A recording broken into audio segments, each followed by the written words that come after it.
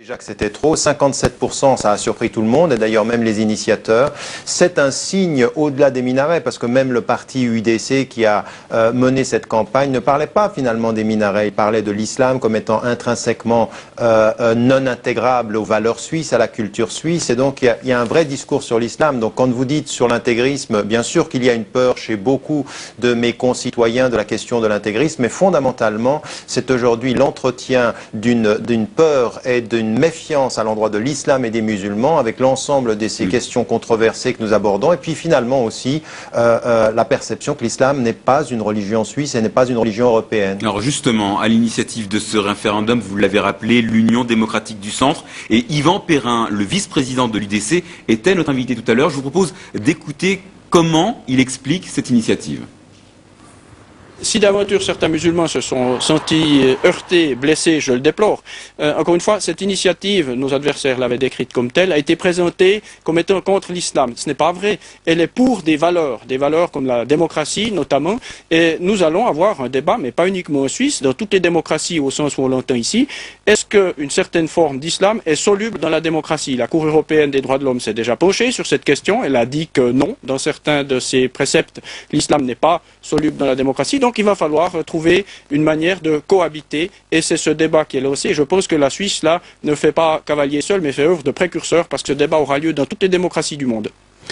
Alors Tariq Ramadan, est-ce que vous voyez là l'opportunité, comme le dit Yvan Perrin, d'un débat de valeurs ? Ben écoutez, on pourrait d'abord, vous voyez, un minaret, c'est vraiment pas l'expression de l'islam intégriste ou de l'islam qui prônerait des valeurs. Tout ça, ce sont des prétextes, ce sont des symboles. Aujourd'hui, dans beaucoup de pays européens, on s'attaque aux symboles parce que les symboles, c'est la nouvelle visibilité des citoyens européens, des citoyens suisses de confession musulmane.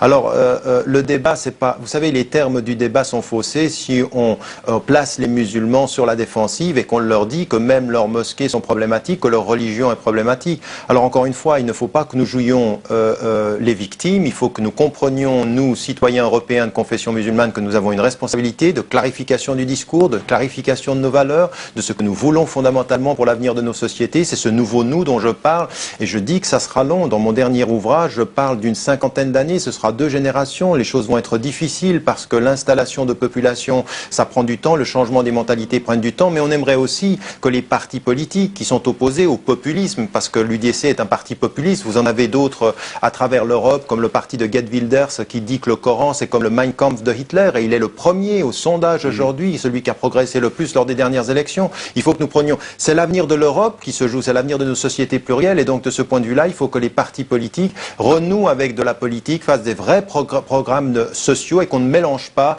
toutes les questions que nous avons sociales et politiques, la question des banlieues, la question de la violence, avec des questions religieuses. Ça n'est pas... Il faut pas islamiser ces problèmes. D'accord, et d'un mot, est-ce que la solution, ce ne serait pas une laïcité pure et simple ?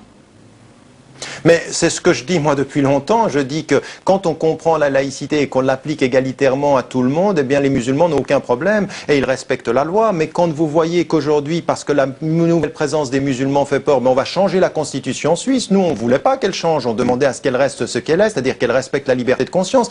C'est la même chose en France et c'est la même chose dans les autres pays européens. Ceux qui aujourd'hui veulent changer la loi, ce sont des partis populistes qui, par crainte, restreignent la liberté de tous leurs citoyens par la crainte qu'ils entretiennent de leurs concitoyens musulmans. Merci beaucoup Tariq Ramadan d'avoir été en direct avec nous depuis Londres. Merci.